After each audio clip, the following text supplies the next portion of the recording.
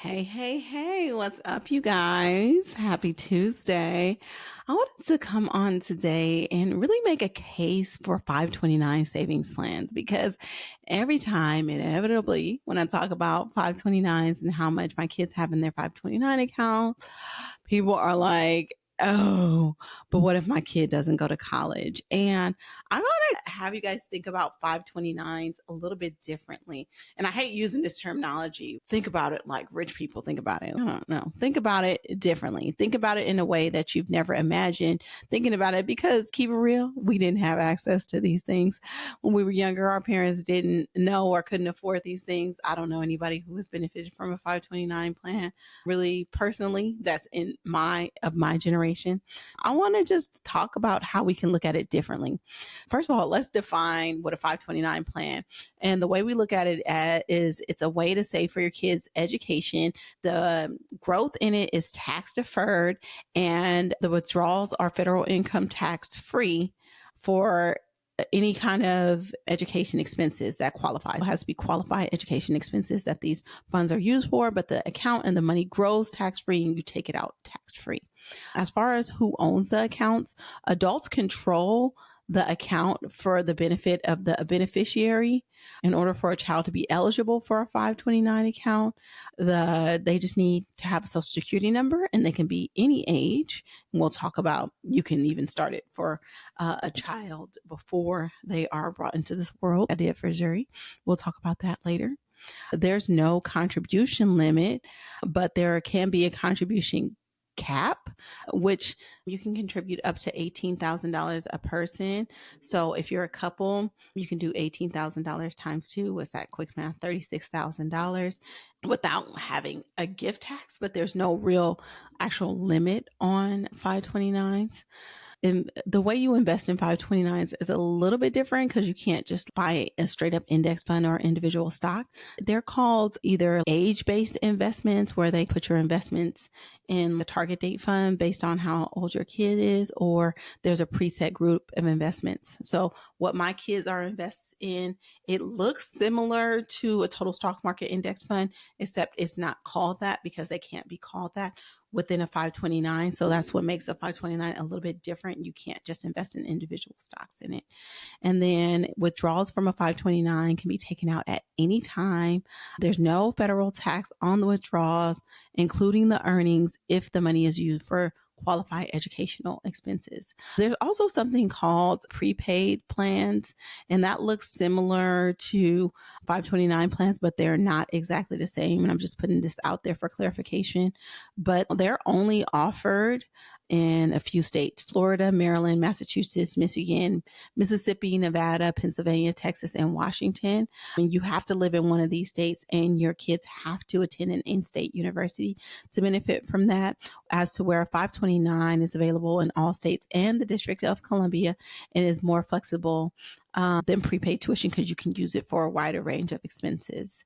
And also, for a 529, you don't have to pick a school. The thing about 529s is that some states offer special tax treatments to the residents if they invest in a 529. California is not one of those states, unfortunately. You can have additional tax advantages from a 529, such as benefits of like financial aid, scholarship funds, or other protections. I'll put some links in the show notes about this where you can find out more information about that if your state qualifies. But like I said, California doesn't have that exception. And so you have tax advantages. States like California have no 529 tax advantages. There are some states that you don't have to pay income tax on that money, but you have to look at that. Mine in California, again, I don't have any tax benefits. I still feel like 529s are the way to go. And also, there are certain states where you can and cannot use a 529 for K through 12 expenses. California is not one of those states. For example, Nevada, you can use Nevada, Utah, and Arizona, Texas, Arkansas. Those are some states where you can use your 529 money for K-12 expenses. So that's just like a background about 529s, what a 529 is. But I really want you to reimagine it, because the way that I look at my 529 is like a family bank. So, for example, Naima in herself has, my oldest daughter has a 529 and hers has the highest balance. However, all that money is going to get pulled together. So currently right now, and it's just because I just haven't done it, is I'm going to pull their 529s into one account. So it's going to be $100,000 shortly. So Naima has about $75,000 in her 529. Aya has about $30,000 in her 529. And Zuri has a couple $100 in her 529. But what I'm actually going to do is just make a McElroy 529 plan. And what happens is that whoever is the closest to going to college will be the beneficiary at that time. Naima will be named the beneficiary of that account. But if she doesn't use that money, now Aya can be the beneficiary of that account. If she doesn't use any of that money or there's money left over, now Zuri can be the beneficiary of that account. Say, for example, I had student loans. I can make myself the beneficiary of that account, and you can use up to $50,000 of a 529 to pay down student loans, tax and penalty free. We can change the beneficiary at any time. The benefit of that money being in one account is obviously compound interest. The more money that you have in one account, the faster it's able to compound. So it doesn't make sense to have them as separate accounts when I can just change the beneficiary at any time. So that's what I look at it as. And then even if baby Zuri doesn't use that money, I will be a rich auntie or cousin that can give some educational funds free. Or I'll just have a bank of money that I could access that has grown over the years. Say I have a crazy emergency that I don't have any other source of way of getting money from, which is there's a whole list of places I can get money from in an emergency. But I can take that money out for a 10% penalty and it's grown tax free. Worst case scenario, if I'm not using it for a qualified expense. So there's that. That's how I choose to look at a 529 plan. And I just want to say this, the big reason why I want to make sure my daughters have access to this money, and keep in mind, they also have their brokerage account. They also have their retirement account, is that I don't want my kids to have student loan debt. Okay. Like student loan debt put me in a position where I started out at a deficit. And I don't want my kids to start out at zero, especially I really don't want them to start out in a deficit. And I just want them to go into the workforce, into the adult world at an even playing field to their colleagues or a little bit ahead so that their money can go a lot further than my money did. So anyway, so other things you can use 529 account for are apprenticeships, homeschooling expenses. I talked about the repayment of $10,000 in student loans.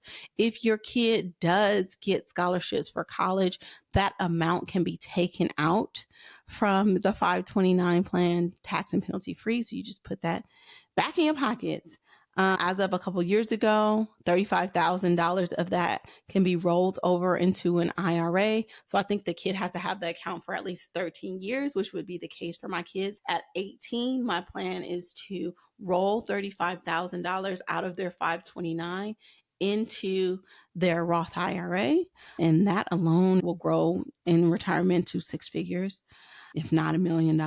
And just like I said, I just look at it as my family bank. So tell me, you guys, do you have 529 set up? Did this conversation change your perception of a 529? How do you feel about saving for your kids' college? And I just want to throw this out here. A lot of people that I hear have opposition to 529s and are asked, what if my kids don't go to college? Most of those people have gone to college. Most of them have taken on some kind of debt. So I think it's interesting. But also, I know that the workforce has changed drastically and the expectations of just going to college blindly have changed. I don't expect that from my kids blindly. Oh, they're going to go to college. It's not an option. I don't expect that from them if they want to go to college or not. I just want to have this available for them. And the first time I set up my 529 plan, I was meeting with Hillary Hendershot, who was advising me at that time as a financial advisor. And she is, you just want to have something. The goal is to have at least $100,000 for each kid by the time they go to college. And I think that that's a sound rule. But I think like, for me, what works better now, because I got hella kids, is having this bank. But I want to know what you guys are doing for your kids. I want to know how you're investing for them, or if you learn something new about a 529 and you're willing to open them up for your kids, please let me know in the comments.